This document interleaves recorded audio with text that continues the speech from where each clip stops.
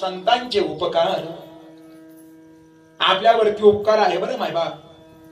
प्रत्येक जीवमात्राचा विचार जर केला ना, प्रत्येकावर 3 प्रकारचे उपकार आपल्याला पाहायला भेटतात. पहिले उपकार आहे त्याला म्हटलं जातं आध्यात्मिक उपकार. दुसरे जे उपकार आहे त्याला म्हटलं जातं दैवी उपकार. तिसरे जे उपकार आहे त्याला म्हटलं जातं भौतिक उपकार.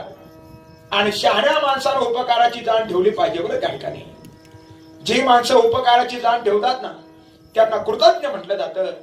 आणि जे माणसं उपकाराची जाण ठेवतच नाही ना त्यांना त्या ठिकाणी कृतज्ञ म्हटलं जातं. शहाण्या माणसाला त्या ठिकाणी उपकार स्मरणामध्ये ठेवले पाहिजे बरं. हा जो शर्ट आहे ना, हा शर्ट खराब झाल्यानंतर असा लगेच घ्यायचा फेकून द्यायचा नसतो. किमान 4-6 महिने कोणा त्यांना आपलं अंग झाकण्याचं काय केलं, उपकार केला, हे आपण काय ठेवलं पाहिजे, लक्षामध्ये ठेवलं पाहिजे. चुकून बसल्या बसल्या एखाद्यानं आपल्या हातामध्ये गुळ दिला, तोही उपकार आपण काय ठेवला पाहिजे, स्मरणामध्ये त्या ठिकाणी ठेवला पाहिजे बरं. उपकार आपण काय करायचे नसतात, विसरायचे नसतात. शहाणी माणसं केव्हाच उपकार विसरत नाही बरं त्या ठिकाणी. म्हणून माझ्या तुकोबारांच्या समोर त्या ठिकाणी प्रश्न पडला, प्रश्नार्थक असणारे तुकोबारांचे शब्द आहे. जी माणसं उपकाराची जाण ठेवत नाही ना त्यांना त्या ठिकाणी कृतज्ञ म्हणतात. आणि कृतज्ञ व्यक्तीचा त्या ठिकाणी फार धिक्कार केला बरं त्या ठिकाणी, फार धिक्कार केला. एक प्रसंग आम्ही कृतज्ञ व्यक्तीबद्दल ऐकलं बरं त्या ठिकाणी. कृतज्ञ व्यक्तीचा धिक्कार, उपकाराची जाण माणसं कसं ठेवत नाही महाराज ऐका. कोणी एक व्यक्ती प्रवासाला निघाला. प्रवास त्याचा त्या ठिकाणी सुरू झाला होता. 9:50 झाले होते. 11 वाजेपर्यंत प्रवास पूर्णत्वाला जाणार होता. ऐका सर्वजण. प्रवासाला प्रारंभ झाला. सकाळी निघालेला तो प्रवासी एका झाडाखाली जाऊन झोपला बरं. दमला झाला त्या ठिकाणी, झोपला. ज्या झाडाखाली झोपला ना त्या झाडावरती एक राजहंस राहत होता बरं. त्या राजहंसानं काय केलं, पाहिलं अरे हे झाड तर म्हणजे त्या ठिकाणी माझं घर आहे आणि माझ्या घरामध्ये त्या ठिकाणी आश्रयाला कोणीतरी आलेला आहे, याचा अर्थ तो आपला पाहुणा आहे कोणीतरी. आपण त्याचा आदरातिथ्य केलं पाहिजे. निवांत त्या ठिकाणी तो पांतस्थ झोपलेला आहे मायबाप. आणि आता सूर्याची किरण त्या ठिकाणी त्याच्या मुखावरती पडणार ना. काय राजहंसानं केलं, आपले पंख त्या ठिकाणी काय केले, पसरवले आणि त्याच्या चेहऱ्यावरती काय धरली, सावली धरली बरं मायबाप. न जाणं सूर्यकिरणानं त्याला काय यायला बसली, जाग यायला बसली. एवढं प्रेम त्या राजहंसानं केलं, एवढे उपकार केले, एवढे करून थांबला नाही. तो झोपेतून जागा झाला आणि जागा झाल्यानंतर काय झाला प्रसंग, हा राजहंस त्याच्या जवळ आला. तुमचं स्वागत आहे. या झाडावरती मी राहतो. तो राजहंस सर्वसामान्य नव्हता बरं. तो राजहंस रोज ब्रह्मदेवाच्या जवळ जात होता. ब्रह्मदेवाबरोबर त्या ठिकाणी चर्चा करत होता आणि त्या ब्रह्मदेवाबरोबर झालेली चर्चा त्या नगरीचा राजा आहे ना त्याच्या जवळ त्या ठिकाणी वर्णन करून सांगत होता.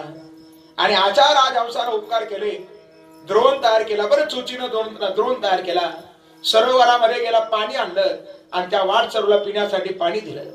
झाडाची फळं खाली पडली होती, राजहंसानं गोळा केली आणि त्यानं ते फळं आणून त्याच्यापर्यंत दिले. उपकारच केले ना महाराज, एवढे उपकार केले बरं. आणि आता सांगितलं आज जाऊ नका, आजच्या दिवसाचा काय करा, मुक्काम करा आणि उद्या सकाळी तुम्ही वस्ती कर, वस्ती आला, प्रातःकाळी उठून गेला, या ज्ञान तुम्ही निघून जा. तो राजहंस त्याच्या शेजारी झोपला. हाही त्याच्या शेजारी होता. पण रात्री याच्या मनामध्ये त्या ठिकाणी विचार आला, म्हणे अरे आजच्या जेवणाचा तर त्या ठिकाणी आजचा आहार तर मला मिळाला, पण उद्या मला भेटेल का नाही भेटेल, काय करू. झोपेमधल्या राजहंसाला पकडू, त्याला मारून टाकू, त्याचा मांस त्या ठिकाणी भाजून घेऊ आणि आपल्या बरोबर त्या ठिकाणी ठेवू. कृतज्ञ व्यक्ती सांगतोय बरं मी तुमच्या समोर. आणि त्यानं शस्त्र काढलं. ज्यानं एवढे उपकार केले होते ना त्याला त्यानं मारून टाकलं मायबा. तेथे त्यानं अग्नी प्रज्वलित केला, त्याचं मांस त्या ठिकाणी भाजलं, ते स्वतःच्या बरोबर घेतलं आणि असा असताना त्या ठिकाणी पांतस्थ आता निघून गेला. कृतज्ञ व्यक्ती आहे. दुसऱ्या दिवशी येणारा राजहंस आलाच नाही मायबा. राजा वाट पाहत होता. बरोबर झालेला वार्तालाप आपल्याला समजला पाहिजे ना, झालं तरी काय, का नाही आला त्या ठिकाणी राजहंस. आणि म्हणून शिपायांना पाठवलं आणि त्या शिपायांनी ज्या वेळेला त्या राजहंसाचे पंख पाहिले, राजापर्यंत निरोप केला. राजाचं अंतःकरण कळवळलं. कोणी मारला असेल राजहंसाला. राजानं सर्वत्र दूत पाठवले आणि ज्या नराधमानं हे कृत्य केलं होतं त्याला त्या ठिकाणी पकडलं गेलं बरं, पकडलं गेलं. राजाच्या समोर त्या ठिकाणी उभं केलं. काय केलं होतं राजहंसानं तुझं वाईट, ज्याला तू मारून टाकलं. तो सांगत होता ना त्या राजहंसानं माझ्यासाठी काय काय केलं, पांतस्थ सांगत होता. त्याने केलेले उपकार राजाच्या वेळेला ऐकत होता. राजाच्या डोळ्यातून अश्रू वाहत होते. अरे काही थोडीफार असर तू जाण ठेवायची ना त्याच्या उपकाराची. एवढे उपकार करून सुद्धा तू त्याला काय केलं, मारून टाकलं. एक काम करा, याला सुद्धा त्या ठिकाणी काय करा, मारून टाका. मारून टाकलं बरं त्या कृतज्ञ व्यक्तीला, आणि त्याचं मांस त्या ठिकाणी कुठं टाकलं, जंगलामध्ये टाकलं. नरभक्षक असणाऱ्या त्या ठिकाणी पशु आले, परंतु त्यांनी त्याचा काय केला नाही, स्वीकार केला नाही. कृतज्ञ व्यक्तीचं होतं ना म्हणून त्या ठिकाणी स्वीकार केला नाही. बरं, अरे काही असणारे प्राणी आले, हिंस्र प्राणी आले, त्यांनी सुद्धा त्याचा स्वीकार केला नाही. काय केला नाही, तो कृतज्ञ आहे ना, त्याचा धिक्कार त्यांनी केला. महाराज एवढा कृतज्ञ व्यक्तीचा धिक्कार केला. आणखीन एक शब्द आम्ही एक आणखीन दृष्टांत ऐकला बरं, कृतज्ञ व्यक्तीचा किती धिक्कार. एक महात्माजी एका स्मशानभूमी पासून चालले. बरं, स्मशानभूमी कळते ना, कळते ना स्मशानभूमी. रात्री काय तिथं लय आठवण करू नका, पण कळते ना आपल्याला. रात्री आठवण आले का माणसं घाबरतात बरं त्या ठिकाणी. स्मशान म्हणजे सगळ्यांचं अंतिम सत्य आहे बरं त्या ठिकाणी. आणि अशा स्मशानभूमी पासून एक महात्मा चालले होते. आता महात्मा भजन करत चालले. बरं, महात्म्याचं भजन चाललं होतं. कृष्ण गोविंद गोविंद गोपाल नंदलाल, गोविंद गोविंद गोपाल नंदलाल, गोविंद नंदलाल गोपाल नंदलाल. म्हणा सगळे म्हणा, गोविंद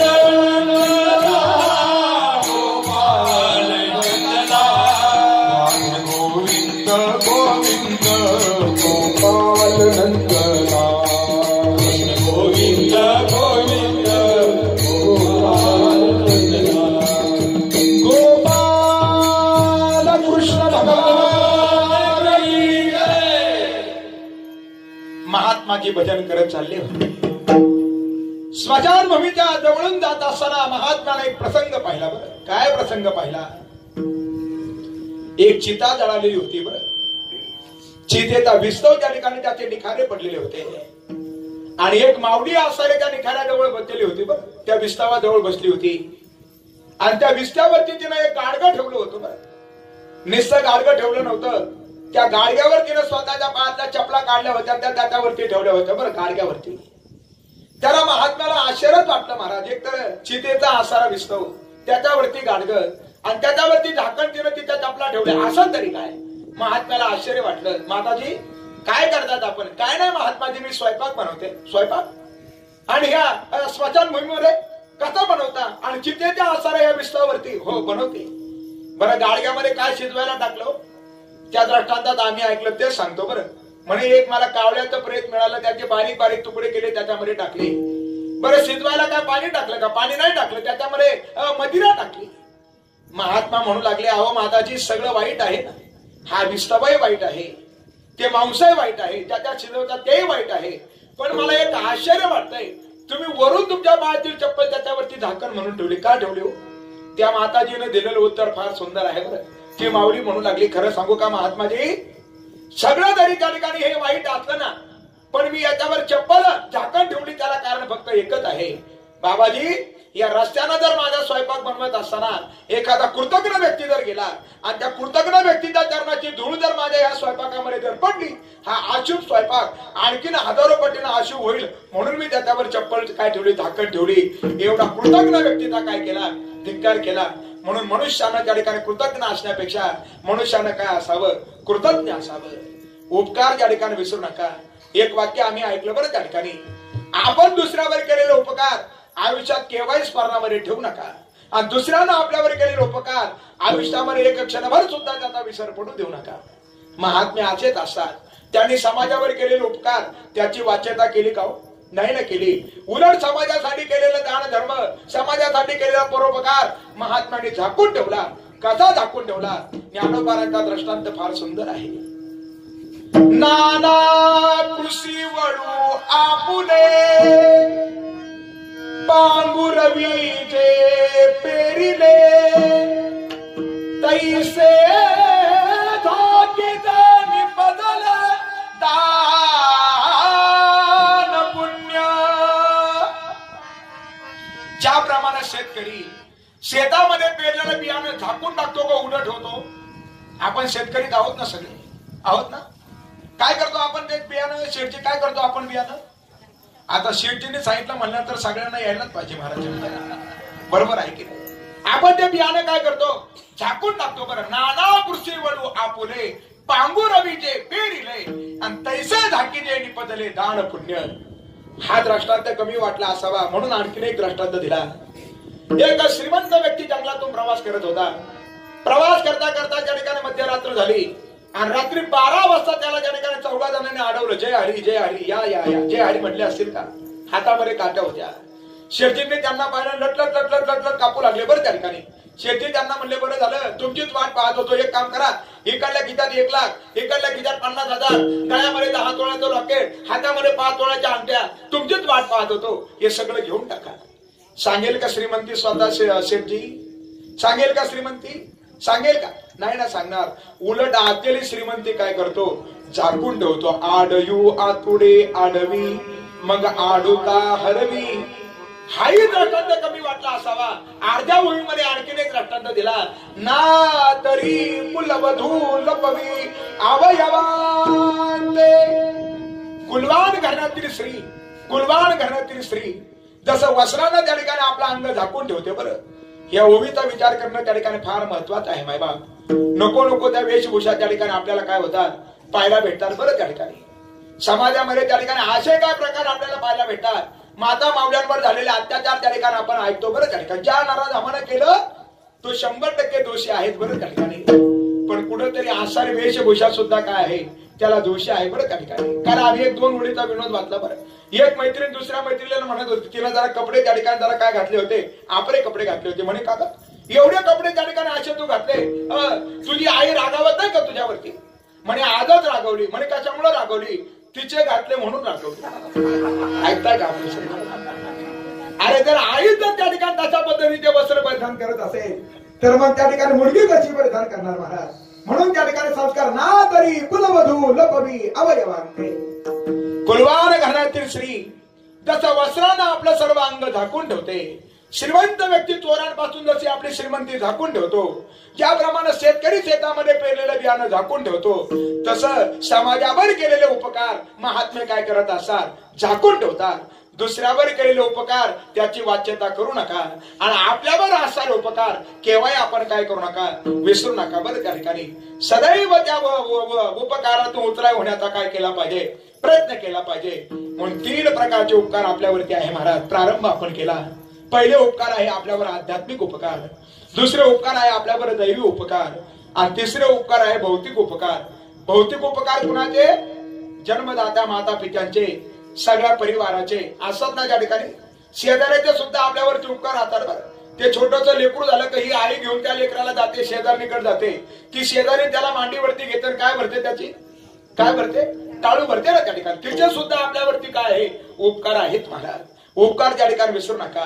हे जे उपकार आहे ना, इतर नातेवाईकांचे, परिवाराचे, माता पित्यांचे, याला शास्त्रीय परिभाषेमध्ये भौतिक उपकार म्हटलं जातं. त्याच्यावरले उपकार आहे का? त्याला म्हटलं जातं दैवी उपकार. झाड आपल्याला सावली देतं. बरं, देतं ना झाड सावली? झाड सावली देतं. चंद्र आपल्याला शीतलता देतं. वारा आला म्हणजे आपल्याला बरं वाटतं. बरं, त्या ठिकाणी आला आला शीतळ शांतीचा वारा, इथं चांगला येतो. बरं, त्या ठिकाणी झोप येऊ देऊ नका फक्त त्या ठिकाणी. तेने सुख झाले या शरीरात, फिटला पातकांचा थारा, कडी काळासी धाक जरा, नरहरी रामा गोविंद वासुदेवा. हे सगळे आपल्यावरती असणारे उपकार आहे. बरं, त्या ठिकाणी झाडाचे आहे तोपर्यंत उपकार आहे महाराज. काय उपकार आहे झाडाचे? आपल्याला माहिती आहे का? खांदावया घाव घारी, अथवा लावणी जयाने केली, दोघा एकच देसावली वृक्ष जैसा. आहे तोपर्यंत सुद्धा झाडाचे आपल्यावरती उपकार आहे आणि गेल्यानंतर सुद्धा त्याचे उपकार आहे. बरं, त्याचं लाकूड आहे ना, लाकूड, त्या लाकडाचा सुद्धा आपल्यावरती उपकार आहे ना उपकार.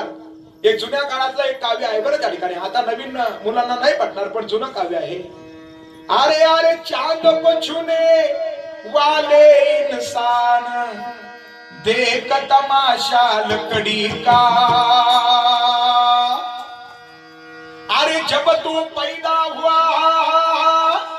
माता जी ने तुम्हें सुलाया, वो पलना भी था. कशात होते पाळणे पूर्ण? लाकडाचेच होते ना, लाकडाचे होते. आता स्टीलचे आले मला त्या ठिकाणी. लेकरांना चांगला जर झटका दिला तर ते त्याला घेऊन जातात तिकडे. असे पाळणे आता सध्या, परंतु त्या ठिकाणी पूर्वी पाळणे कशाचे होते? लाकडाचे होते. अरे जब तू पैदा हुआ माताजी ने तुम्हें सुलाया, हो पलना भी था लकड़ी का. आणखी नाही का? जब तू चलना सिखा दो, वो चलन गाडी भी थी. कशाची होती ती गाडी? लाकडाचीच होती ना, लकड़ी की. अरे बच्चे के साथ तू खूब खेल खेला, वो गुल्ली डंडा भी था लकड़ी का. जब तेरी शादी हुई वो तख्ती पेन भी था लकड़ी का. मास्टर जी ने तुम्हें भय दिखलाया. सर लोक भय दाखवतात, कशावरून दाखवतात? ते शिक्षक आहे. काय दाखवतात त्या ठिकाणी? वो डंडा भी था लकड़ी का. अरे जब तेरी शादी हुई, आठवतं ना सगळं? फार तारखा सहित आपल्या लक्षात आहे बरं. आज सासू जी ने तुम्हें बुझाया, हो पाट भी था लकड़ी का. अरे गई जवानी आया बुढ़ापा, सहारा लिया. वृद्धा काळात आधार कशाचा? कशाचा आधार? लाकडाचाच आहे ना. अरे गई जवानी आया बुढ़ापा, सहारा लिया लकड़ी का. चांद को छूने वाले इंसान, देख तमाशा लकड़ी का. लाकडाचे जर आपल्यावर एवढे उपकार असतील, मग इतर घटकांचे किती उपकार असतील. म्हणून त्या ठिकाणी शहाण्या माणसानं काय ठेवा? उपकाराची जाण ठेवा. दैवी उपकार आणि त्याच्यामधले श्रेष्ठतम उपकार आहे त्याला म्हटलं जातं आध्यात्मिक उपकार. आध्यात्मिक उपकार आहे आपल्यावरती देवाचे, आणि आध्यात्मिक उपकार आपल्यावरती आहे संतांचे. बरं, दोन्ही वेगळे नाहीत महाराज. देवते संत, देवते संत आणि निमित्त त्या प्रतिमा. काय आहे देवाचे उपकार? आहे ना देवाचे उपकार. देवानं दोन गोष्टी दिल्या ना आपल्याला. काय दिल्या? दोन गोष्टी. जेने हा जीव दिला दान, तयाचे करीन चिंतन, जग जीवन नारायण, गुण गायीन तयाचे. भगवंतानं आपल्याला काय दिला? जीव दिला. हे असारा त्या ठिकाणी जीव म्हणजे हा त्याचाच असारा अंश आहे बरं त्या ठिकाणी. आणि निस्ता जीव देऊन त्या ठिकाणी थांबला नाही. हा जीव त्याच्यामध्ये त्या ठिकाणी स्थित करायचा. ते शरीर दिलं.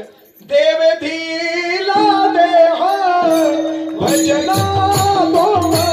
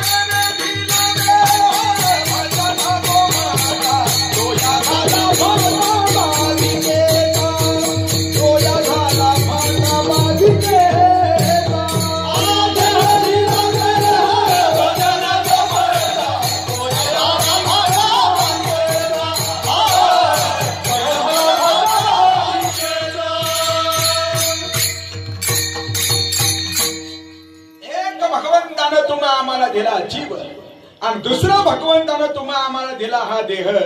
देहाच्या माध्यमातून काय काय दिले?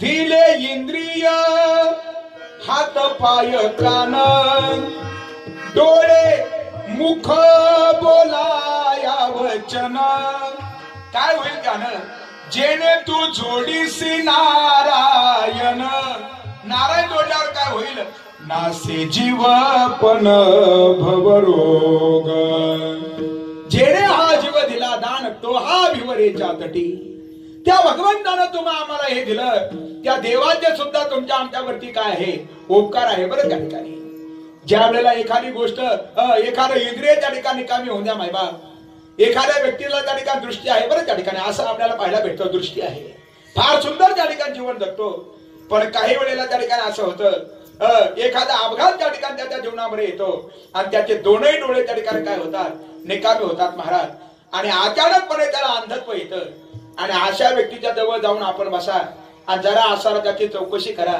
त्याला विचारा महाराज आणि मग ते स्वतःच्या डोळ्याची किंमत सांगतं बरं त्या ठिकाणी सांगताना डोळ्याची किंमत आपल्याला आहे म्हणून त्याची किंमत त्या ठिकाणी कळत नाही आजच एका महाराजांच्या भेटीसाठी गेलो होतो बरं आम्ही फार सुंदर कीर्तन करायचे बरं त्या ठिकाणी शेवाळे महाराज म्हणून आहे तिकडे त्या संविज्ञाचे मंडळी महाराज शेवाळे म्हणून फार सुंदर कीर्तन करायचे भगवंताची कथाही करायचे पण दुर्दैव त्या ठिकाणी असं पॅरालिसिसचा अटॅक आला त्याच्यामध्ये मेमरी त्यांची त्या ठिकाणी काय झाली लूज झाली मेमरी त्यांची त्या ठिकाणी गेली आणि स्वतः त्या ठिकाणी उभं राहणं सुद्धा त्यांना काय झालं अशक्य झालं सहज येता येता आमच्याकडे वेळ होती म्हणून त्या ठिकाणी तिकून पाबळवरून कीर्तन करून येताना त्यांच्या भेटीसाठी गेलो इंद्रियाची किंमत कळते महाराज ज्या वेळेला ते स्थितीत होतात ना त्यावेळेला किंमत कळते भगवंतानं तुम्हाला आम्हाला हे सर्व दिलं मायबाप याची किंमत त्या ठिकाणी आपल्याला कळाली पाहिजे आऊट हात का मानव देह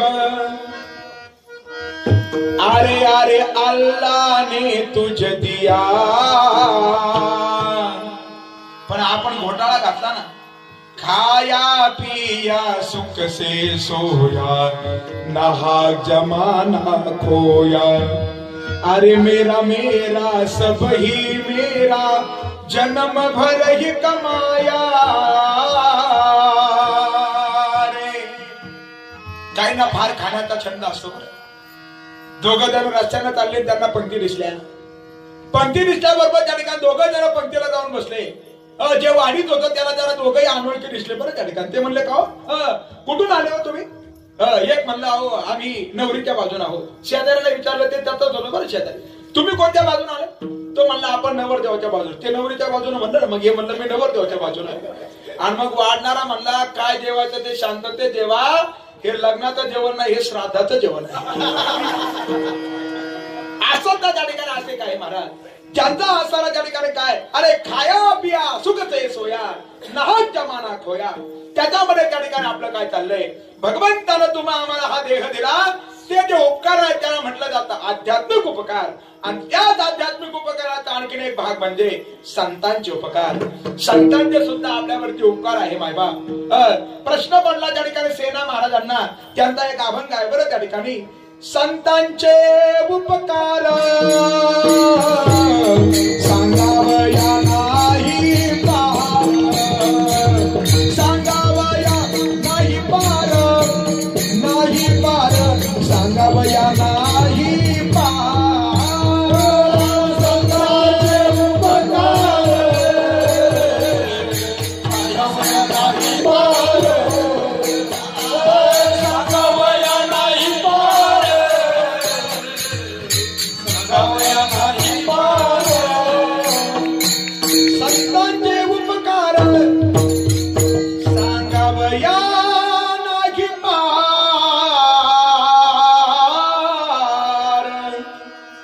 आपण सारिखे करती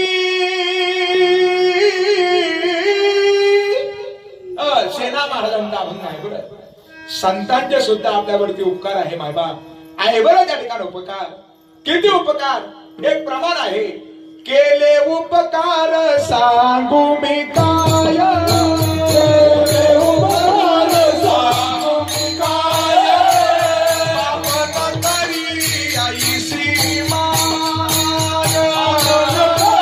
आई श्रीमान धर्मे त्यांचे देखिले पाय देखिले पाय भिले आभाया आलो याद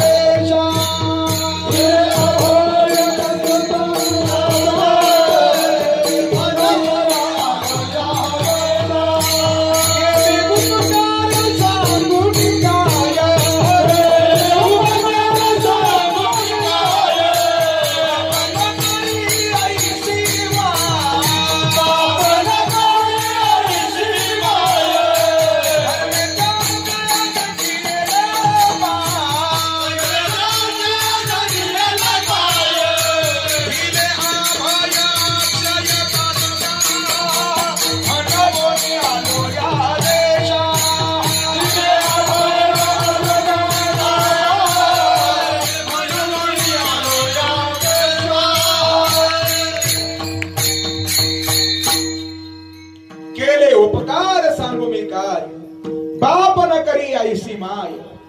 इतर परिवार आपल्यावरती त्या ठिकाणी प्रेम करतो बरं, त्या ठिकाणी करतो ना प्रेम, पण कुठपर्यंत प्रेम आहे. काल परवाचाच प्रसंग आहे बरं, त्या ठिकाणी नगरला दोघं जण त्या ठिकाणी सापडले, त्या ठिकाणी संशयित म्हणून त्या ठिकाणी आढळले आणि त्यांना तिकडे दवाखान्यामध्ये नेलं बरं. ती दल्ली चर्चा ऐकली, ते घाबरले. त्यांनी असं ऐकलं त्या ठिकाणी, काय ऐकलं, जे आसाराच्या कोरोनानं बाधित आहे ना त्यांना खड्डा केला जातो, त्याच्यामध्ये पुरलं जातं असं त्यांनी ऐकलं. घाबरले बरं त्या ठिकाणी. आणि जसे घाबरले तसा त्यांनी तिथून पळ काढला आणि जसा पळ काढला तसे घरी आले. दरवाजा उघडा, आम्ही आलो. घरच्या माणसांनी दरवाजा उघडला का? उघडला का दरवाजा? घरचे माणसं म्हणायचे तुम्ही निघा, येऊ नका त्या ठिकाणी. काय म्हणायचे? निघा. प्रेम करतात पण त्या ठिकाणी कुठेतरी आपल्यावरती जर ते बाजू जर येणार असेल तर जवळचीच माणसं काय लोटतात? दूर लोटतात बरं. ज्या वेळेला घरचे माणसं ज्यांना दूर लोटत असेल त्यावेळेला त्यांचा अंतःकरण काय म्हणत असेल, जरा आपण त्या जागेवरती असून काय करा, विचार करा. म्हणून तुकोबारा म्हणतात, अरे हे सगळं प्रेम करतात ना, सब है पैसे के भाई, दिल का साथ नहीं कोई, जब तक अपने पल्लों में पैसा तब तक लोग सलाम करे, अपना पैसा निकल गया तो बीवी खुशामत करे. अशी आसारी स्थिती आहे. म्हणून त्या ठिकाणी एकच वर्ग त्या ठिकाणी समाजामध्ये असा आहे मायबाप, त्यांना म्हटलं जातं त्या ठिकाणी संत. ते निस्वार्थ आपल्यावरती प्रेम करतात आणि निस्वार्थपणे आपल्यावरती काय करतात? उपकार करतात मायबाप. आणि अशा उपकाराची आपण काय ठेवली पाहिजे? जाण ठेवली पाहिजे. उपकार करण्यासाठीच येतात ना, प्रमाण त्यांचंच आहे बरं. त्या ठिकाणी तुकोबारा म्हणतात, आम्ही या ठिकाणी आलो, कशासाठी आलो? येथे उपकारासाठी,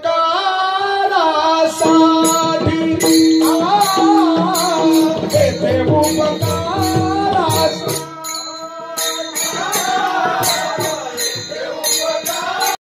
येथे उपकारासाठी आले घर जावई मुठी.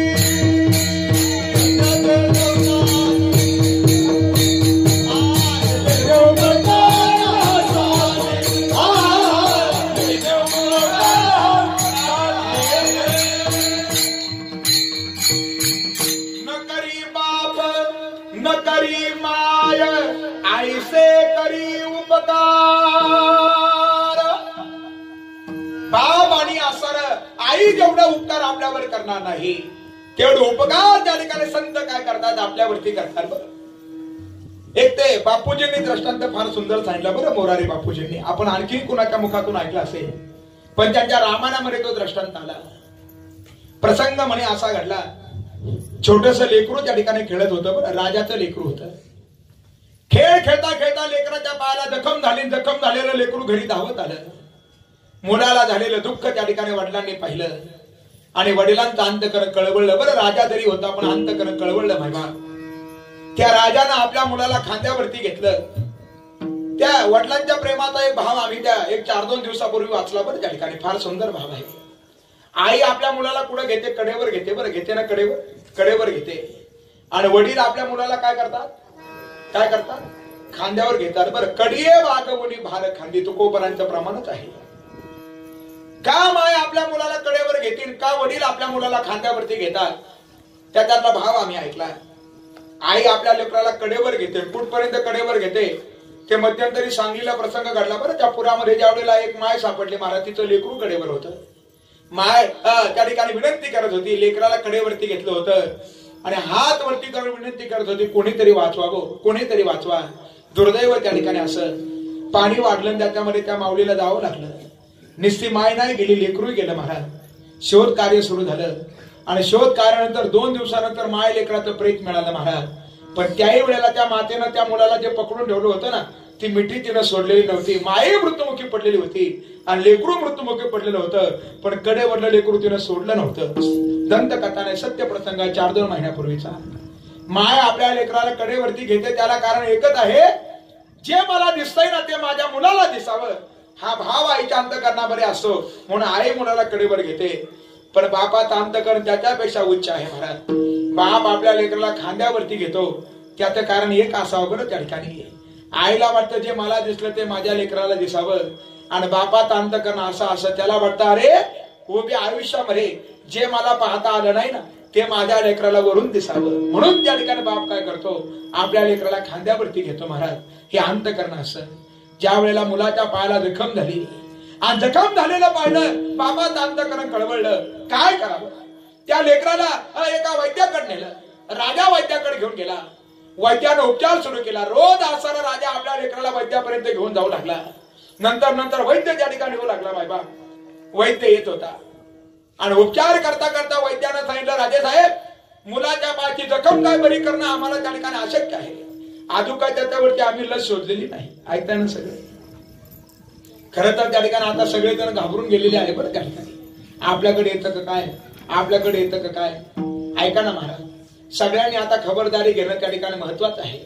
हे सगळ्यांच्या हितावं आहे. बरं त्या ठिकाणी फार फैलावत आहे. बरं वेगानं. एका आठवड्यामध्ये जर 3 असले तर दुसऱ्या आठवड्यामध्ये शेकडो रुग्ण सापडतायत आणि तिसऱ्या आठवड्यामध्ये तर त्या ठिकाणी हजारो रुग्ण सापडतात. बरं अशी त्या ठिकाणी स्थिती आहे.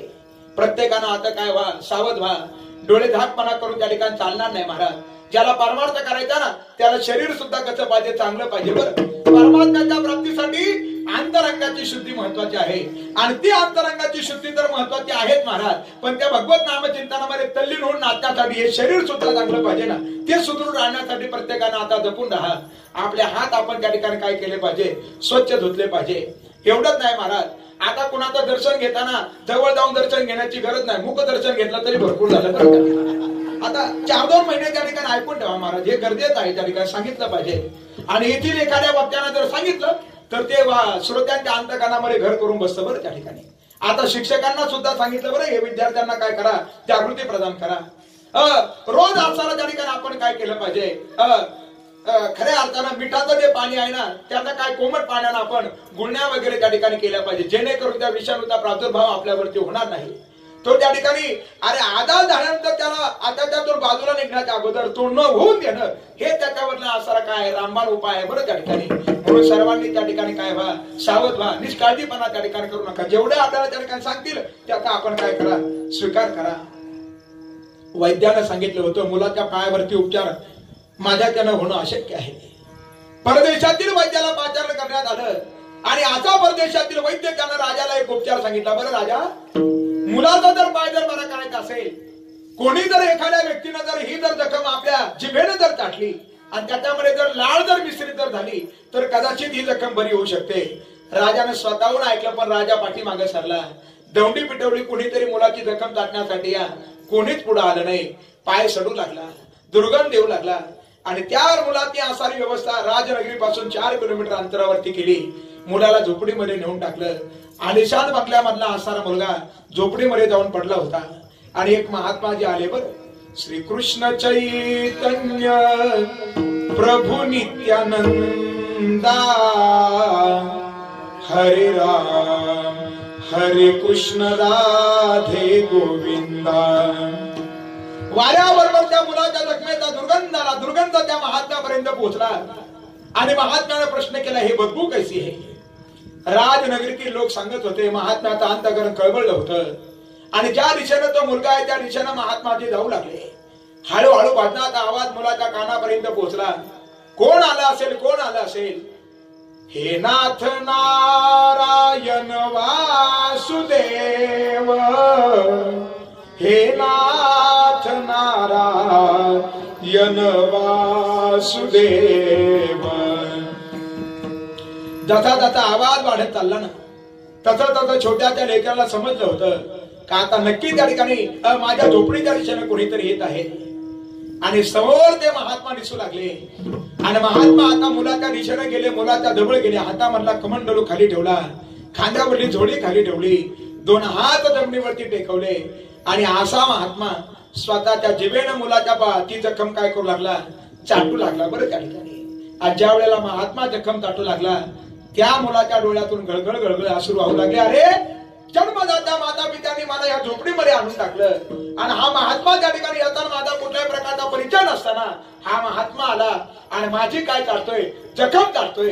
केले उपकार सांगू मी काय, बाप न करी ऐसी माय, धर्मे त्यांचे देखील पाय, दिले अभय अक्षय दान गान.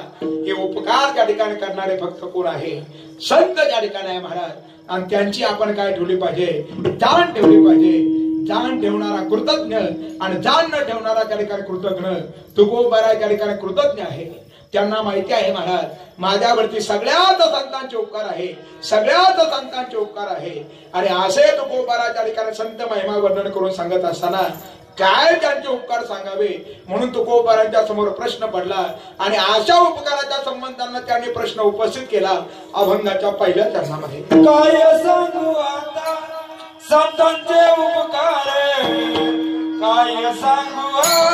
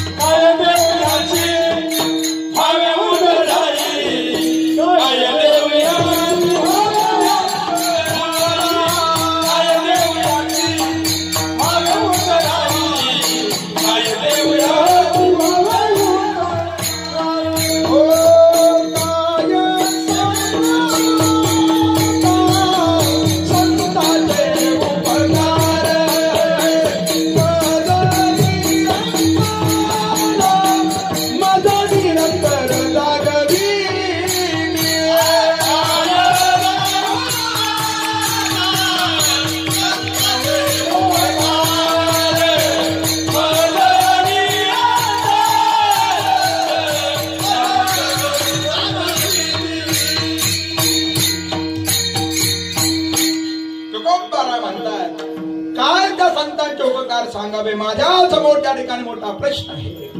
काय सांगू आता संतांचे उपकार, पण उपकार काय केले मज निरंतर जागवी. निरंतर त्या ठिकाणी जागवणारे कोण आहे? संत आहे. बरं त्या ठिकाणी जाग करणारे तर अनेक गोष्टी आपल्याला पाहायला मिळतात. ढेकूनही आपल्याला जागा करतो ना जागा. मग काय त्याचे उपकार धरायचे का महाराज? पण जागा त्या ठिकाणी करावं, कशाच्या ठिकाणी जागा करावं? जो हिताच्या ठिकाणी आपल्याला जागा करतो ना त्याचं खरे आता काय आपल्यावरती उपकार आहे. बऱ्याच ठिकाणी संतांचे आपल्यावरती असायला जे उपकार आहे ना पाहू जर गेलं ना ते जागा करतात महाराज. संतांनी कुणाला जागा केलं? संतांनी उत्तम जागा केला. उत्तम म्हणजे तुमच्या आसाला वाचला बरं आस्तगावामध्ये एखादा इथे एखादा असू शकेल उत्तम म्हणजे उत्तम आहे. धन्यवाद. बरं आता ते योगायोग झालं. कीर्तन म्हणजे रेडीमेड कपड्याचं दुकान असं बघा, कुणाला फिट कपडा बसेल काय सांगता, पण ते जागेच होते बरं का होते ना. हा संतांनी त्या ठिकाणी उत्तम जागा केला. संतांनी असणारे मध्यम जागे केले आणि संतांनी असणारे अधम जागे केले. बरं त्या ठिकाणी उत्तम म्हणजे त्या ठिकाणी सर्वोत्तम असणारे जे देव आहे ना त्यांनाही संतांनी जागे केलं. उठा पांडुरंगा दर्शन द्या सकळा,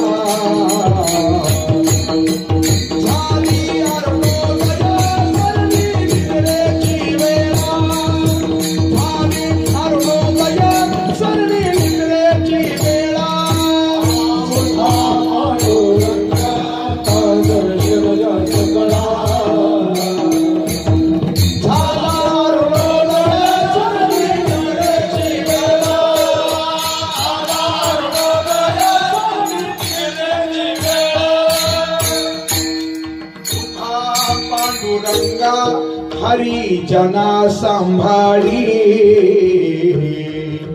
पाहू द्या वदन बंधू पायाची धुडी. काकड्याचं स्मरण झालं ना आपल्याला. काकडा म्हणजे भल्या पहाटे करावा बरं त्या ठिकाणी. भल्या पहाटे बरोबर 8 वाजता तो सुरू करावा. बरोबर कितीला सुरू करावा? भल्या पहाटे करावा बरं त्या ठिकाणी काकडा. कारण पहाटेची वेळ साधना करण्यासाठी अनुकूल असते बरं त्या ठिकाणी. काही वेळा साधना करण्यासाठी अनुकूल असतात, काही जागा साधना करण्यासाठी अनुकूल असतात, तर काहींची संगत साधना करण्यासाठी अनुकूल असते बरं त्या ठिकाणी. मंदिराच्या समोर गेलं का सहजच माणसं आज झुकतात बरं त्या ठिकाणी. तसं स्मशानभूमीमध्ये गेल्यानंतर झुकतात का? नाही ना झुकत महाराज. मंदिराची आसारती जागा कशी आहे? साधना करण्यासाठी अनुकूल आहे म्हणून सहज माणसं झुकतात.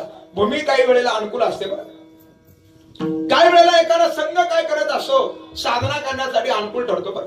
ते एका मोठ्या महाराजांनी सांगितलं. ते गेले आता ते वैकुंठाला गेले बरं. फार सुंदर त्यांचा आसार वैकुंठ गमन झालं. शेवटचा अभंग त्यांच्या मुखातून निघाला. पुण्यवंत पाताळ लोके नेला. त्या अभंगाचा त्यांनी काय केलं? तो अभंग म्हटले. नंतर शेवटचा अभंग म्हणले, ये ग विठाबाई माझ्या पंढरीची आई. अभंग म्हटले, माझा रंग तुझे गुणीन म्हणे नाम याची धनी. असं म्हणून त्यांनी स्वतःचा देह ठेवला बरं त्या ठिकाणी. कीर्तन केसरी महादेवजी महाराज जगताप त्यांच्या मुखातून आम्ही ऐकलं होतं. ते म्हणले आमची प्रकृती जरा सुदृढ असायची आणि मग आम्हाला नेण्यासाठी काय यायचं? ट्रॅक्टर यायचं बरं त्या ठिकाणी. म्हणे फटफट्या येतच नव्हत्या. त्यांचा शब्द आहे बरं फटफट्या. फटफट्या येतच नव्हत्या. आम्हाला नेण्यासाठी ट्रॅक्टर आला. एकदा त्या ठिकाणी आम्ही एसटी वरून गेलो आणि आम्हाला नेण्यासाठी ट्रॅक्टर आला आणि त्या ट्रॅक्टर मध्ये त्या ट्रॅक्टरवाल्यानं गाणं लावलं होतं. त्याचं गाणं होतं बरं. त्यांनी सांगितलं ते सांगतो. अगं बघ न सके कसं कसं. आता राजूने एवढं वाजवलं पुढे म्हणायचं काय काम नाही. ऐकताय ना सगळं. गाणं काय चालू होतं ऐकलं ना तुम्ही? आता तुमच्या लक्षात आलं ना गाणं चालू होतं. पण महाराज उतरून त्या ट्रॅक्टर मध्ये बसले आणि महाराजांचा संघ झाला. त्यानं ती कॅसेट काढली आणि दुसरी कॅसेट टाकली आणि मग गाणं सुरू झालं. चलनाच हा चल ग सखे पंढरीला. कशामुळे झालं हे? कॅसेट कशामुळे बदलली? कशामुळे बदलली? संघ बदलला, कॅसेट बदलली. काही वेळेला संघ साधनेसाठी अनुकूल ठरतो, काही वेळेला जागा साधनेसाठी अनुकूल ठरते, तर काही वेळेला जी वेळ आहे ना ती साधनेसाठी अनुकूल ठरते. म्हणून भल्या पहाटे काकडा संतांनी जागे केले त्या ठिकाणी कुणाला? भगवंताला. उठा पांडुरंगा आता दर्शन द्या सकळा. झाली अरुणोदय झाला अरुणोदय सरली निद्रेची वेळा. उठा पांडुरंगा हरिजना सांभाळी. भगवंतालाही जागे केलं. नुसतं भगवंताला जागे करून नाही राहिले, संतांनी संताला सुद्धा जागे केलं ना. उठा साधू संत साधा आपुले हिता. केलं ना जाग. एवढंच नाही महाराज, केवळ संतांना जागा करून थांबले नाही, सर्वसामान्य जीवाला सुद्धा जागा केलं. उठा जागे भारे आता.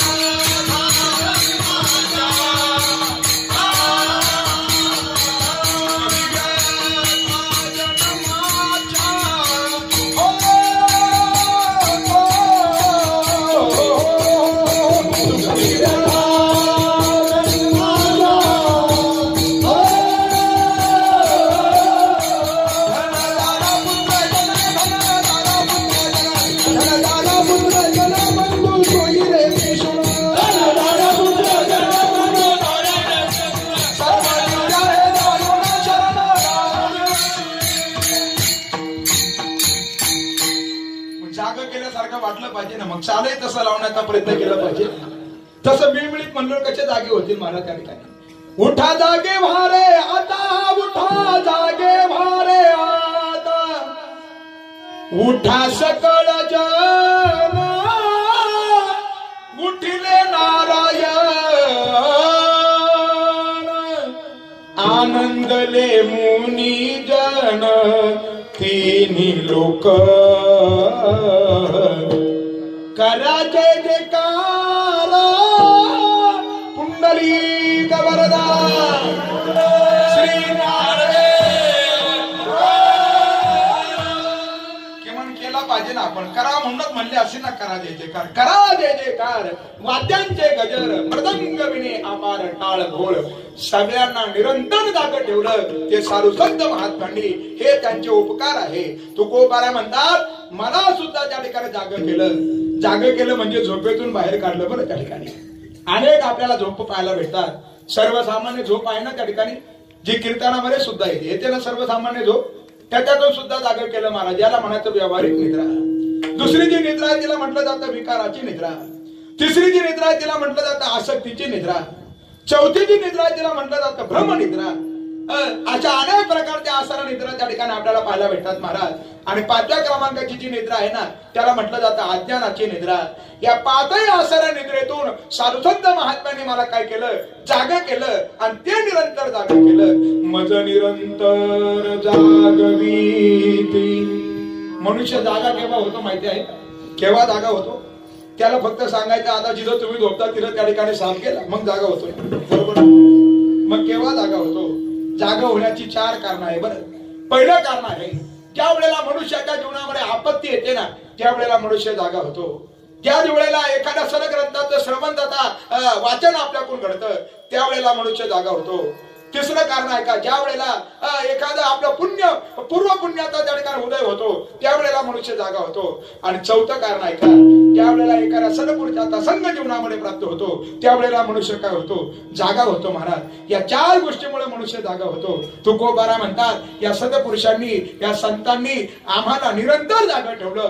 म्हणून प्रश्न आहे काय द्यावे त्यासी. म्हणून प्रश्न आहे काय सांगू आता संतांचे उपकार मज निरंतर जागविती. आणि एवढे उपकार केले त्या उपकारातून उदय होत असताना आमच्या समोर प्रश्न आहे. काय प्रश्न आहे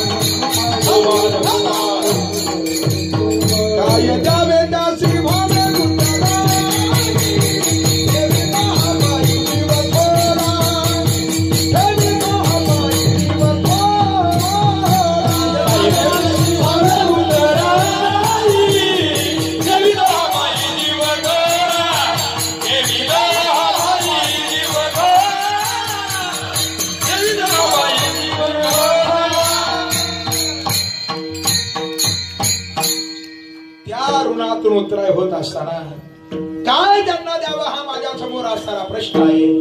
काय द्यावे त्यासी व्हावे उतराई, ठेवितो नाही बरं ठेविता हा पायी जीव थोडा. हा पाय हा त्यांच्या पायावरती हा जीव जरी समर्पित केला तरी सुद्धा त्यांच्या ऋणातून काय होता येणार नाही, उतराई त्या ठिकाणी होता येणार नाही. बरं एवढे उपकार त्या ठिकाणी कोणी केले, संतांनी केले. अशा उपकारातून त्या ठिकाणी उतराई होत असताना अनेकांनी प्रयत्न केले बरं ऋणातून उतराई होण्याचे. आपण भागवत त्या ठिकाणी श्रवण केले. आदरणीय महाराज श्री समोर उपस्थित आहे, ज्यांच्या मुखातून आपण बऱ्याच वेळेला भागवत कथा ऐकली. आदरणीय परमश्रद्धेय पूजनीय वंदनीय कृष्ण कृपांकी गुरुवर्य डॉक्टर विकासानंदजी महाराज मिसाळ यांच्या मुखातून आपण श्रीमद भागवत कथा सर्व नाही समोरासमोर तर किमान आपण रेकॉर्ड तरी त्या ठिकाणी काय केलं, कॅसेट वरती श्रवण केलेले आहे.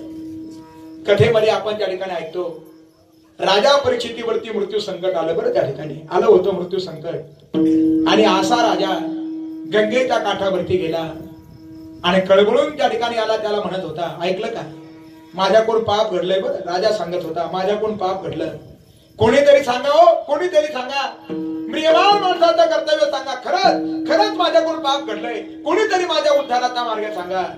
राजाच्या जीवनाचा विचार करा मायबाप. केलेलं पाप राजा काय करत होता, प्रगट करत होता. मी द्वापारयुगामधलं सांगतो ना, कलियुगाला तेथे प्रारंभ झाला होता महाराज. पण आता सध्याची स्थिती अशी आहे ना, केलेलं पाप काय केलं जातं, झाकून टाकलं जातं. बरं त्या ठिकाणी काशी केलेली सगळेच सांगतात, पण केलेली काशी कोणीच सांगत नाही. कळतं का तुम्हाला? काशी केलेली सगळे सांगतात महाराज, पण केलेली काशी कोणी सांगतं का? नाही ना सांगत माणसं. पाप प्रगट केलं पाहिजे. राजा म्हणला अहो एका महात्म्याचा माझ्याकडून काय झाला, अपमान घडलेला आहे, कुणीतरी काय करा, म्रेमान माणसाचं कर्तव्य सांगा. सगळे राजाकडे पाहून त्या ठिकाणी घाबरले होते महाराज. काय राजाला सांगावं? आणि ज्यांच्या घरी प्रत्यक्ष द्वारकेचा राणा पांडवा घरी आणि पांडवांचा असा हा नातू, आणि याला आपण काय सांगायचं. सर्वजण त्या ठिकाणी बाजूला होत होते. कोणीच राजाला त्या ठिकाणी योग्य मार्गदर्शन करत नव्हतं ना. असा राजा आता गंगेच्या काठावरती गेला आणि राजा म्हणला कशाला मी आता त्याच्या जवळ त्या ठिकाणी हात पसरतोय, कशाला याला त्याला विनंती करतो. आहे ना तो जगाचा नाही, ज्यानं माझं गर्भामध्ये संरक्षण केलं, तो निश्चित काहीतरी मला ह्या असाऱ्या कठीण प्रसंगातून मार्ग द्यावी. गंगेच्या काठावरती गेला. 2 हात राजाने त्या ठिकाणी वरती केले होते आणि अंतकरणापासून राजा भगवंताचा धावा करू लागला. संकट आल्यानंतर माणसं धावा करतात. बरं त्या ठिकाणी करतात ना धावा, भगवंताचा धावा करतात. राजाला आता कोणीच राहिलं नव्हतं. जोवरी तुम्हा मागली यांची आस, तोवरी उदास होऊ नका. तुका म्हणे भावे तैशा परी धीट, पतंग हा नीट दिपासवे. राजाने त्या ठिकाणी सर्वस्वाचा त्याग केला. आधार नाही कोणी मद बाप ना माय, आता माझं कोणीच नाही. आणि त्यानं 2 हात वरती केले, डोळे डबडबले होते आणि अंतकरणापासून राजा भगवंताचा धावा करू लागला. कृष्णा कृष्णा मुकुंदा जनार्दना,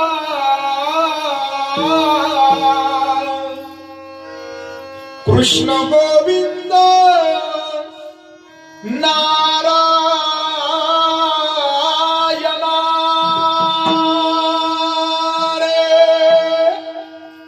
कळवळून राजा हाका मारत होता, धाव देवा धाव देवा.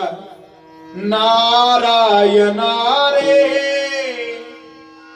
नारायणा रे नारायणा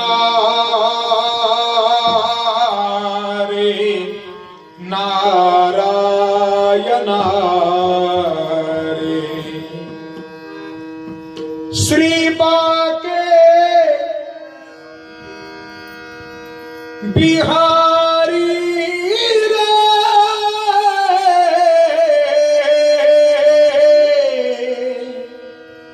दूर करो दुख मेरा. राजा कळवळून हाका मारू लागला आणि ज्या वेळेला राजाला त्या ठिकाणी हात मारली बाबा, एक असताना त्या ठिकाणी पात्र त्या ठिकाणी समोरून 16 वर्षाची असताना होती. हातामध्ये त्या ठिकाणी भागवताची सहित आहे. पात्र त्या ठिकाणी समोरून येत आहे. पात्र समोरून येत आहे मायबाप. यं प्रवदन्तमनुपेतमपेत कृत्यं द्वैपायनो विरह कातर आजु आव पुत्रेति तन्मयतया तर्वभीनेदु तम सर्वभूत हृदयं मुनिमानतोऽस्मि यं प्रवदन्तमनुपेतमपेत कृत्यं द्वैपायनो विरह कातर आजु आव पुत्रेति तन्मयतया तर्वभीनेदु तम सर्वभूत हृदयं मुनिमानतोऽस्मि। सर्वांनी राजाला सांगितलं, राजा अरे समोरून प्रत्यक्ष व्यास देवांचे पुत्र शुकदेव त्या ठिकाणी येत आहे आणि शुकदेवांच्या पुत्रांना पाहिलं आणि राजाच्या मुखातून शब्द त्या ठिकाणी निघाले। मायबा काय शब्द निघाले? राजाच्या मुखातून शब्द निघाले, पुण्य फळले बहुत दिसा भाग्य उदयाचा ठसा झालो सन्मुख तो कैसा संत चरण पावलो मुदळले भाग्याता अवधी चिंता वारली आता मला काय भीती नाही। आणि अशा शुकदेवांना उंच आसनावरती बसवलं। का शुकदेव जे आले माहिती आहे का? उपकारातून उतराई होण्यासाठी आले। मला हे सांगायचंय तुम्हाला, का आले शुकदेव? त्यांना उपकारात उतराई व्हायचं होतं। हे पोपटाच्या रूपाने होते बरं, त्या ठिकाणी विटिकेच्या गर्भामध्ये जाण्याच्या अगोदर पोपटाच्या रूपाने होते आणि पांडवांच्या राजवंश यज्ञामध्ये जाऊन एक भाताचं शीत खाल्लं होतं, एकच शीत खाल्लं होतं आणि ते उपकार त्यांच्यावरती होते, ते त्यांच्या पोटामध्ये सलत होतं। महाराजांच्या भाषेमध्ये सांगू का, आपण लोकांचे कट्टेचे कट्टे आणले पण तरी आपल्याला सलत नाही बरं, त्या ठिकाणी नाही सलत। त्या ठिकाणी उपकाराची काय ठेवली पाहिजे, जाण ठेवली पाहिजे। शुकदेवांच्या समोर सुद्धा मोठा प्रश्न होता, काय द्यावे त्यासी भावे उत्तराई। त्याचा ह्या ऋणातून मी आता उतराय हो, पण उतराय होण्याचा त्यांनी काय केला, प्रयत्न केला आणि राजा परीक्षितीला काय झालं, श्रीमद भागवत कथा वर्णन करून सांगितले। आणि त्या आसारा कथेच्या श्रवणानं 7 दिवसामध्ये राजाचा काय झाला, उद्धार झाला। श्रवणे परीक्षिती तरला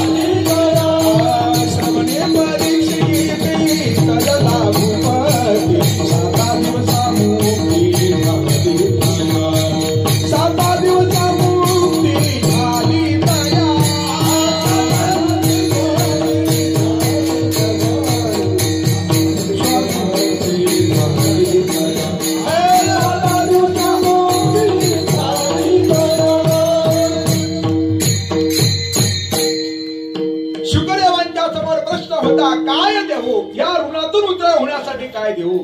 आणि जेव्हा 7 दिवस राजा परीक्षितीला शुकदेवांनी श्रीमद भागवत कथा वर्णन करून सांगितली, आता प्रश्न त्या ठिकाणी शुकदेवांच्या समोर नव्हता महाराज, आता प्रश्न राजाच्या समोर होता।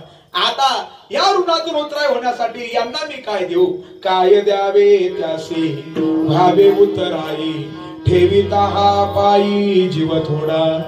मोठ्या मोठ्यांना हा प्रश्न पडला बरं, रामायणामध्ये हा प्रश्न पडला होता भगवान प्रभू रामचंद्रजींना।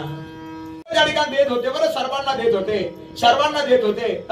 जसं जसं जातं त्या ठिकाणी काय मदत होती तसे काय करत होते, बक्षीस वाटप करत होते।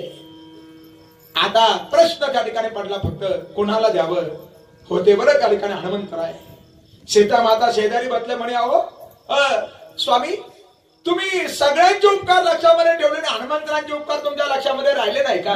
काय केलं नाही त्यांनी?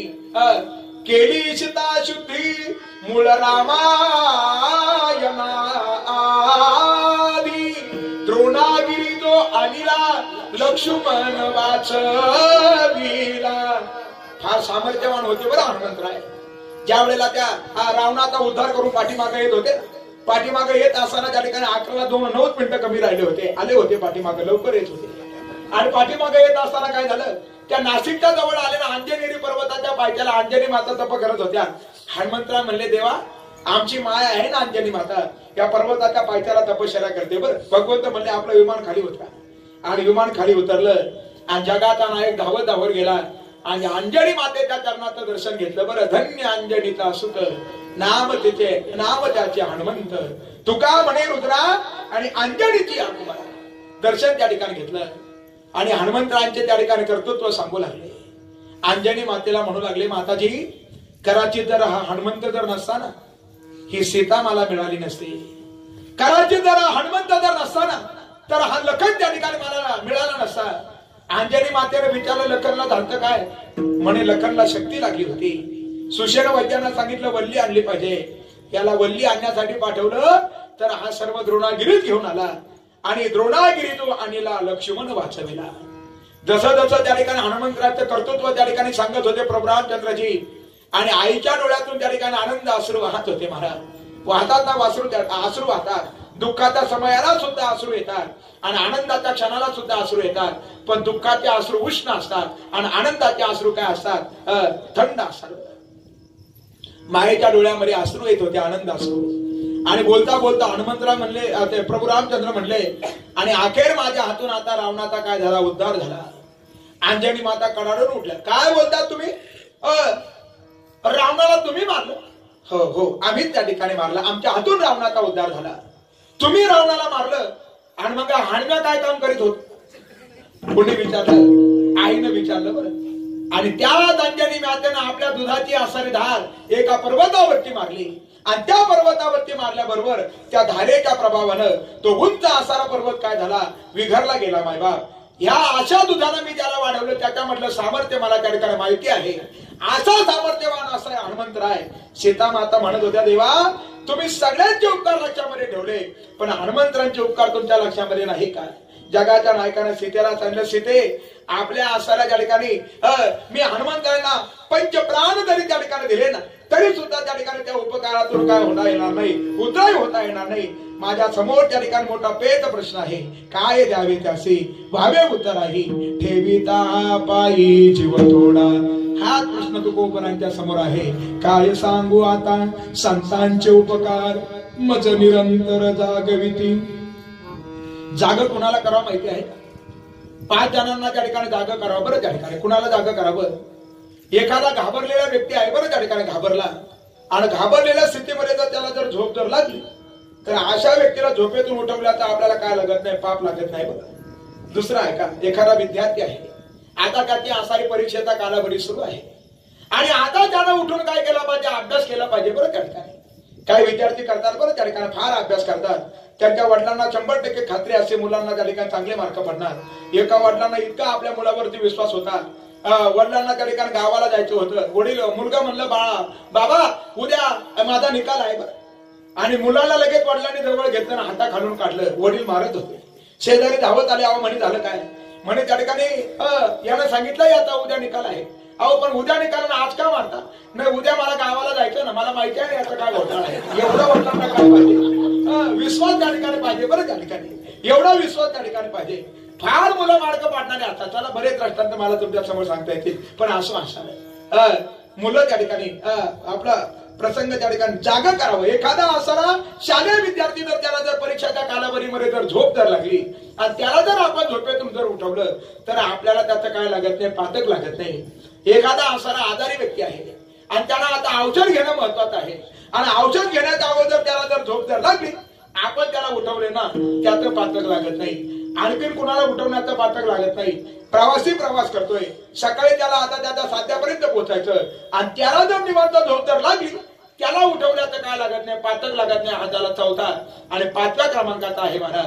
एखादा शेतकरी असेल किंवा एखादा कामगार असेल त्याने शेतामध्ये त्या ठिकाणी दिवसभर काम करायचं त्याचा कुठेतरी काम धंदा करून यायचा दमलेला असेल आणि दमलेल्या स्थितीमध्ये त्या ठिकाणी असा पडला आणि पडल्याबरोबर त्याला काय लागली झोप लागली. उपस्थित कोणी जर झोपला असेल त्याला उठवण्याचं काय लागत नाही पातक लागत नाही. आणि 6वा आहे महाराज कीर्तनामध्ये जर एखादा झोपला त्याला जर आपण जर उठवलं त्याचं सुद्धा काय लागत नाही पातक लागत नाही. असे संत निरंतर जागे करतात. म्हणून प्रश्न आहे काय द्यावे त्यासी व्हावे उत्तराई ठेविता हा पायी जीव थोडा एवढंच उपकार करतात असं नाही महाराज. सहज बोलतात पण हितात बोलतात आणि तेवढं करून नाही समजलं तर सायाच करून शिकवताय. तिसऱ्या त्यांना सहज बोलणे हित उपदेश, सहज बोलणे हित उपदेश, सहज बोलणे हित उपदेश, सहज बोलणे हित उपदेश.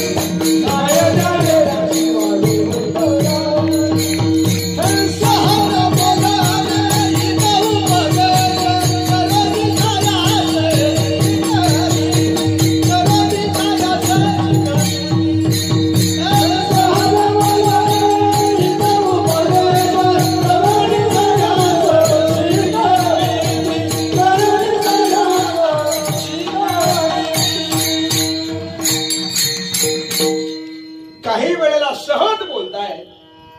तुका बोले सहज वाणी, सहज त्या ठिकाणी बोलतात बरं त्या ठिकाणी. पण सहज बोलण्यानं सुद्धा काय झाला, काहींचा उद्धार त्या ठिकाणी झाला. बरं सहज बोलण्यानं उद्धार झाला. नाथ महाराजांना आपलं अवतार कार्य आता पूर्णत्वाला न्यायचं होतं. नेलं आता त्या ठिकाणी षष्टी आता झाली महाराज. 3 संत एका पाठोपाठ नासाला पुण्यतिथी येते. बरं पहिली पुण्यतिथी येते संत श्रेष्ठ निरोपाराय महाराजांची. त्यानंतर येते त्या ठिकाणी सदैव वैकुंठ कमळ माझ्या जगद्गुरु तुकोबरायांचं. आणि संजीवन असणारा त्या ठिकाणी जलसमाधी सोहळा माऊली त्या ठिकाणी ज्ञानोबारायांचे आसार प्रिय नाथ महाराज त्यांचा त्या ठिकाणी येतो. असे आसार नाथ महाराज त्यांच्या जीवनातील असारा प्रसंग आहे. कोण एक साधक त्यांच्या घरी आला आणि तो म्हणू लागला, नाथ महाराज आपल्याला देव भेटला पाहिजे, असं काहीतरी करावं. नाथ महाराज म्हणले, आता आले जरा जेवण करा, चांगल्यापैकी जेवण बनवलेलं आहे, पुरणपोळीचा बेत आहे म्हणे, जेवण करा. आणि यानं पुरणपोळी आणली महाराज आणि यानं प्रमाणात पाठ केला, आम्ही वैकुंठवासी आलो पोळ्या दावायासी. कशासाठी आलो त्या ठिकाणी म्हणे आम्ही आलो. अरे एवढं जेवण केलं, एवढं जेवण केलं, जे म्हणत होतं त्या ठिकाणी मला काय करायचं, देव पाहिजे. ते म्हणलं आता मला जरा झोपायची व्यवस्था करा. आणि निवांत झोपलं महाराज. 15 दिवस असंच गेले, पोळ्या खायचं झोपी जायचं. नाथ महाराज म्हणले, गाड्या अरे आला कशासाठी, काय तुझ्या लक्षात आहे? तो म्हणला, अहो ते मला देव भेटला पाहिजे म्हणून मी आलो. नाथ महाराज म्हणले, एक काम करा, चला आमच्या बरोबर तुम्हाला देव भेटवतो. बरोबर घेतलं, गोदावरीमध्ये प्रवेश करून गेले. पाणी होतं बरं त्या ठिकाणी. आणि दुसरी काय त्याची साथ नव्हती म्हणून वारी त्यावेळेला चांगली भरलेली होती सर्वजणांच्या. आणि ज्या वेळेला गोदावरीमध्ये प्रवेश करून गेले, प्रवेश करत असताना पाणी गुडघ्यापर्यंत आलं. अहो कुठं चाललो महाराज, देव पाहिजे ना तुला, चल माझ्या बरोबर. चाललं बरं. नाथांनी त्याचा हातात पकडला होता, हात सोडित नव्हते. पाणी गुडघ्यापर्यंत आलं, ते थबकलं. बरं अहो महाराज चालवलं कुठं तुम्ही मला, तुला देव पाहिजे ना, हा देव पाहिजे, चल मग माझ्या बरोबर. पाणी आता छातीपर्यंत आलं. बरं महाराज अहो तुमचं नेमका विचार काय चालला, मला चालवलं कुठं, नाही म्हणे तुला देव पाहिजे. आणि गेलं. आता पाणी त्या ठिकाणी खांद्यापर्यंत आलं होतं. नाथ महाराज म्हणले, गाड्या आता तुला इथं देव भेटणार आहे बरं त्या ठिकाणी. याच्या मांड्या विठ्ठल विठ्ठल म्हणत होत्या, पण नाथांना दिसत नव्हतं, पाण्यामध्ये होता विठ्ठल विठ्ठल गैर.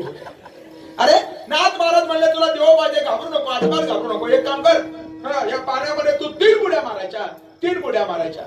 3 बुड्या जर तू मारल्या, 3ऱ्या बुडीला तुला देव भेटणार. 3ऱ्या बुडीला देव भेटणार म्हणल्याबरोबर त्यानं पहिली एक बुडी मारली बरं त्या ठिकाणी. मला देव भेटणार, मला देव भेटणार, मला देव भेटणार. कोण म्हणत होता?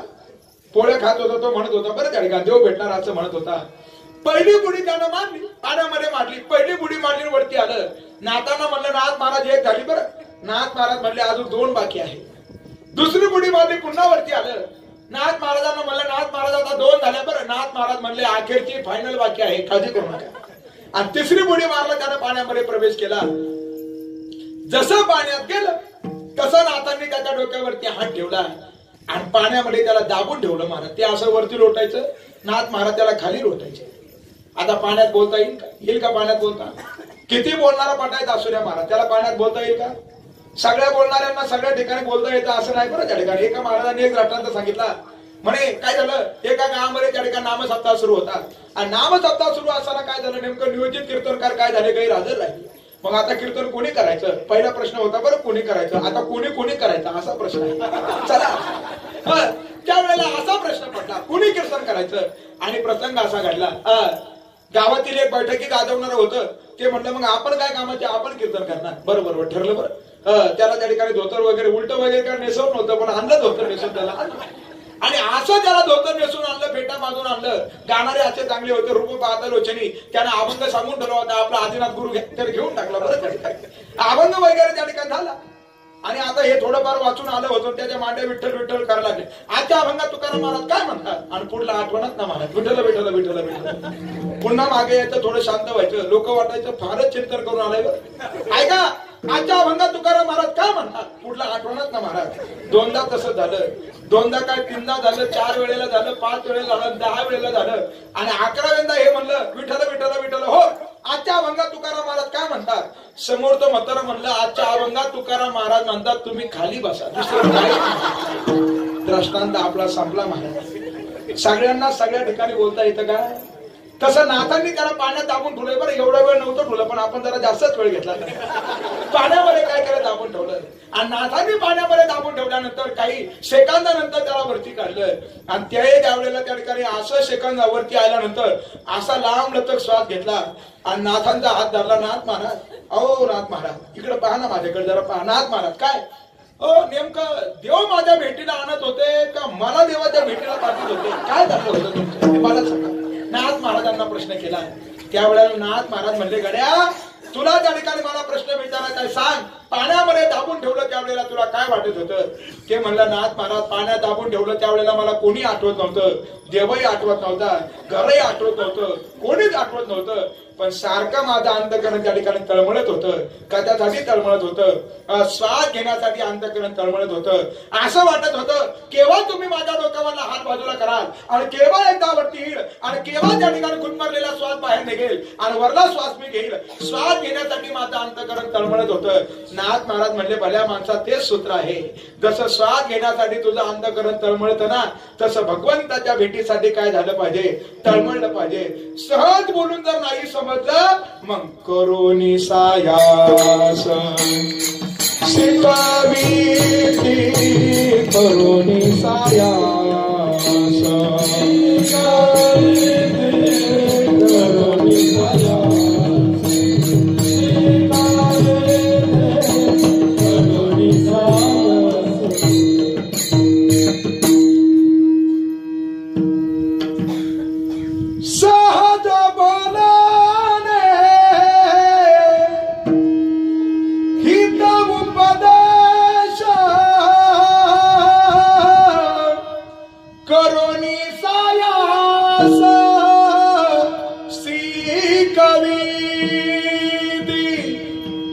काही वेळेला त्या ठिकाणी सहज बोलतायत, सहज बोलण्यानं सुद्धा काहींचा काय झाला, उद्धार झाला. सहज बोलले. मग त्या गंगाधर मवळ त्यांची म्हैस त्या ठिकाणी हरवली बरं. ते आले त्या ठिकाणी म्हशीच्या शोधामध्ये होते. अरे त्यांच्या डोक्यामध्ये म्हैस होती. तुकोबारांचं भजन चाललं होतं एकांतामध्ये. येणे सुखे रुचे एकांताचा वास. तुकोबारांच्या जवळ गेलं. तुकोबारांना त्या ठिकाणी म्हणायचं माझी म्हैस. तुकोबारा म्हणायचे खाली म्हैस. अहो माझी म्हैस. तुकोबारा म्हणायचे अहो खाली म्हैस. असं म्हणायचे बरं. काय म्हैस म्हैस घेऊन बसले, इकडे गेली असेल. सहज त्या ठिकाणी बोलले. तिकडे जाऊन पाहिले तर त्यांची म्हैस मिळाली. पण महात्म्याचं महत्व त्या ठिकाणी कळालं. मायबाप असे महात्मे काय वेळेला सहज बोलतात. सहज बोलणे उपदेश. आणि एवढं करून नाही समजलं मग नाथांनी जसं केलं तसं करोनी सायास शिकविती. हे उपकार केले ना, म्हणून काय द्यावे त्यासी भावे उतराई. ठेविता हा पायी जीव थोडा ज्ञानेश्वर माऊली.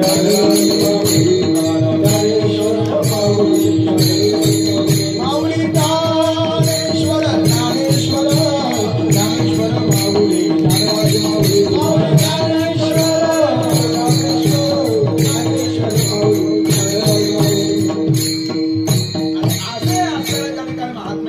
त्यांना तुकोबाला म्हणतात, तुम्ही संत माय बाप कृपावंत, कायमी पतित कीर्तिवानू, अवतार तुम्हा धराया कारण उद्धरया जन जड जीव. असे असणारे हे संत मायबाप आहे, हे सर्वांचे असणारे मायबाप आहे. आणि असे असणारे त्या ठिकाणी किती प्रेम करतात, किती प्रेम करतात. सर्वसामान्य जीव जर संकटामध्ये असेल तर त्याला त्या संकटातून काढण्यासाठी काय करतात, धावून येतात. बरं, त्या ठिकाणी काटा रुततो त्या ठिकाणी पायाला, परंतु त्या ठिकाणी दुःख पुढे होतं, हृदयाला त्या ठिकाणी होतं. तशी असणारी स्थिती आहे. त्या ठिकाणी मालिश केली जाते पायाची आणि ताप पुढला कमी होतो, डोक्याचा कमी होतो. तसं त्या ठिकाणी महात्मे समाजाला झालेलं दुःख त्या ठिकाणी पाहिल्यानंतर ते धावून येतात. कसे धावून येतात त्यासाठी दृष्टांत दिला अभंगाच्या 4थ्या चरणात. तुक म्हणे वाचा तुक म्हणे वाचा तुक म्हणे वाचा तुक म्हणे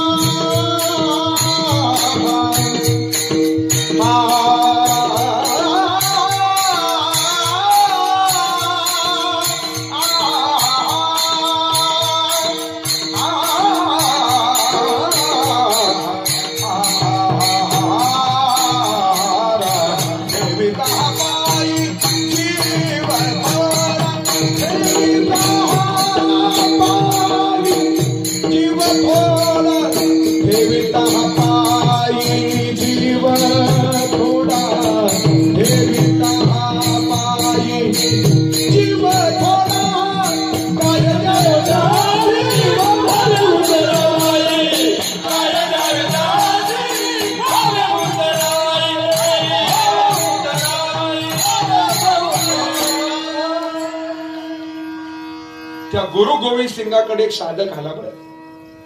फार त्याला अभिमान झाला होता स्वतःच्या संपत्तीचा. 1 कोटी रुपयाची संपत्ती झाली का ते एक झेंडा लावायचं बरं दारासमोर.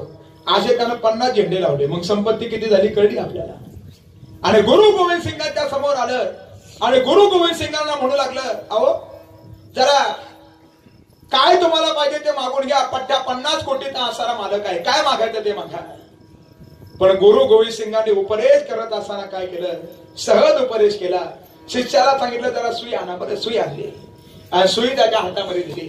त्यानं हातात घेतली. म्हणे काय करायचं, काटा वगैरे काढायचा का काय. म्हणे काटा वगैरे नाही काढायचा. एक काम करा, ही जी सुई आम्ही तुमच्या हातामध्ये दिली ना, एवढी सुई फक्त पुढल्या जन्मामध्ये तुमची ती काय करा, तुमची आणि आमची भेट झाली का, ती सुई फक्त आमची आम्हाला देऊन टाका.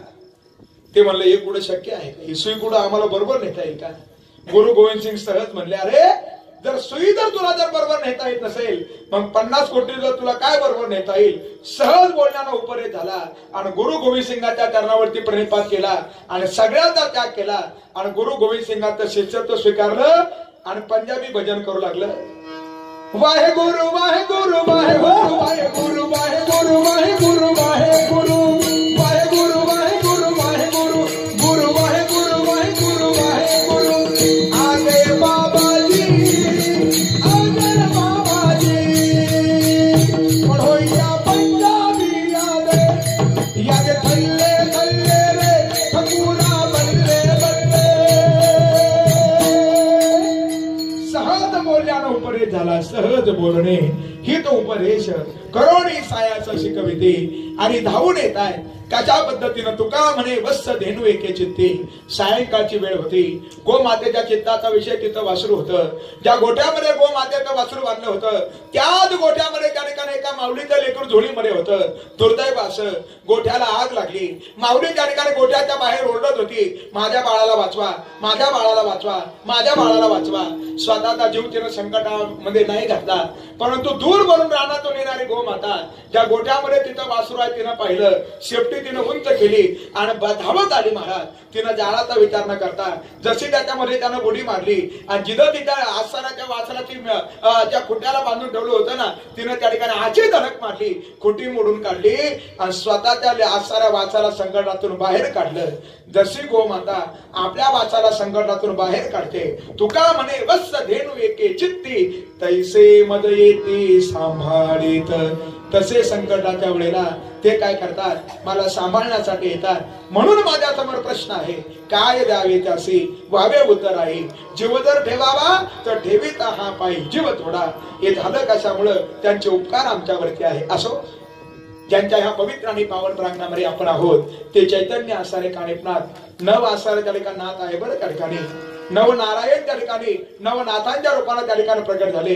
आणि नवनाथांनी काय केलं, पुरत आसारा त्या ठिकाणी काय केलं, भ्रमंती केली आणि आपल्यासाठी काय केले, उपकार केले महाराज. विशेष आसारे त्यांचे उपकार आपल्यावरती आहे. त्यांच्याकडे पाहून सुद्धा असं वाटतं, काय सांगू आता संतांचे उपकार. मद निरंतर जागविती विठ्ठल जय जय विठ्ठल.